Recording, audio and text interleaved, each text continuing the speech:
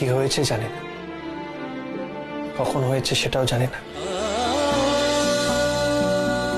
কিন্তু কিছু একটা হয়েছে। আমি তোমাকে ডিভোর্স দিতে চাই না। ভোলে বাবা পার করেগা সিরিয়ালের আজকের পর্বে দেখা যাবে সাক্ষ্য বস্তিতে ঝিলকে দেখার জন্য যায়। ঝিল বলে যত তাড়াতাড়ি সম্ভব ডিভোর্সটা দিয়ে দেব, তাহলে কষ্ট করে এখানে তোমাকে আসতে হবে না। সাক্ষ্য বলে আমি তোমাকে ডিভোর্স দেব না।